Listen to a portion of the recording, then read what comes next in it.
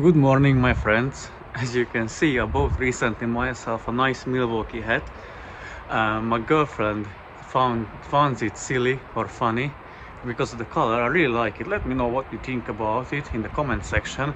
And also, it's no joke, so you have to protect yourself. It's not too warm outside and it's raining, so man's got to do what he's got to do.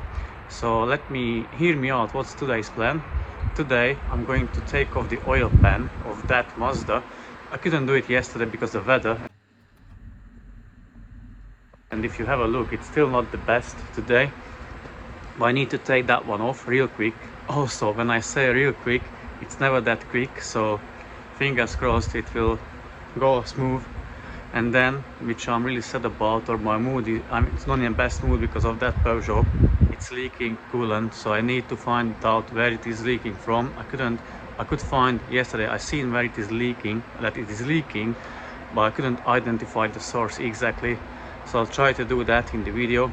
However, this one is going to be the first. Remove the oil pan, oil pump, oil strainer, replace, clean the surface, the mating surface on the engine block, and then replace the strainer on the oil pump, put them back. I ordered already bolts, oil pan bolts. Like, sit down, they were 142 pounds for 19 bolts and drain plug. So yeah, I'm going to do that. They should arrive tomorrow, so I'm going to put the pan back tomorrow.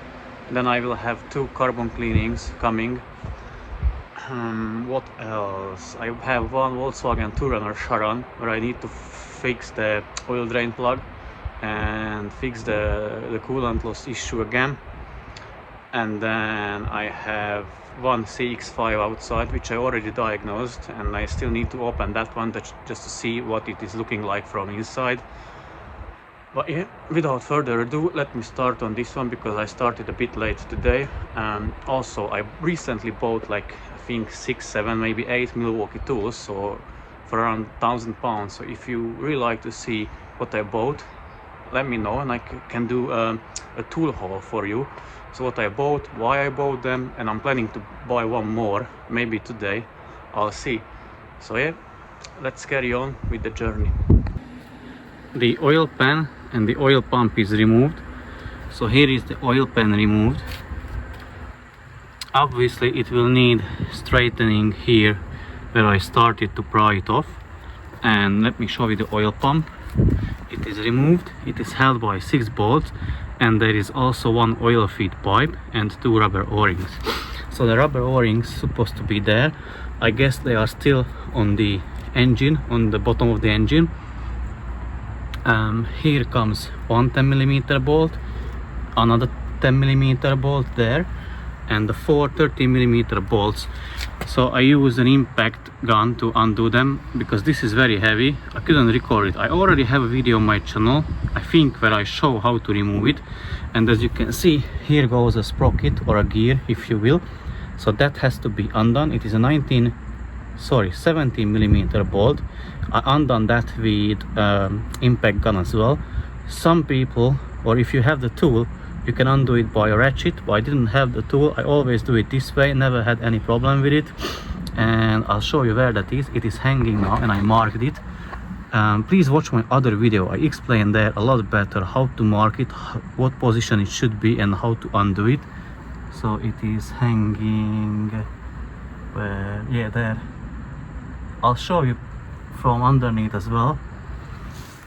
But the reason is you have to remove the oil pump for the oil strainer replacement because one bolt is here. You can access this and remove it. It's not a problem. But the other one is from the other side. I don't really, okay, maybe touch it. Let me show you. The other one is there, and no way you can remove it.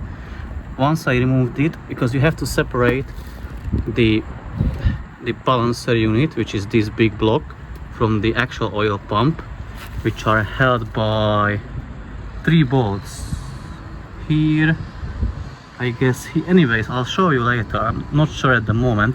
So you have to separate the oil pump from the balancer unit, and then you can remove the oil strainer. After, I'll show you how it looked like and how full it was. clean it, obviously, put it back, clean the surface of the engine block, and yeah, let it obviously seal it, wait for the bolts to arrive, seal it, put them back, torque them down, and then wait one day, fill it up with oil and check if everything is okay. Check the live data, the oil pressure, and it's supposed to be good. So let me now remove the oil pump and so separate the oil pump from the balancer unit and remove the oil strainer from the oil pump. Well, the balancer unit separated from the oil pump was held by 3 10mm bolts here, there, and one on the other side. Be careful with the shaft. I used pry bar, but obviously gently separated the oil pump from the balancer unit. This has to be cleaned. Then I removed the 2 bolts, 8mm bolts for the oil strainer. I can't really hear if there is like any. It's not as it was like I had one before, but I will cut it open because here you can see it was blocked. So obviously it needs a replacement if it cannot provide, or if it blocks the way of the oil and then the oil pump cannot provide enough oil pressure.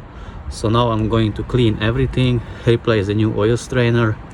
Don't forget the rubber o-ring to remove it and put back the new one.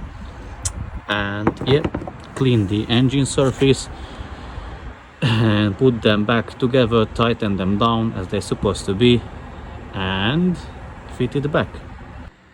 Here we are in the garage. So as you can see, balancer unit, oil pump separated, and these are the bolts. This is the oil feed pipe, so it has 3 bolts, 3 8mm bolts and 1 gasket.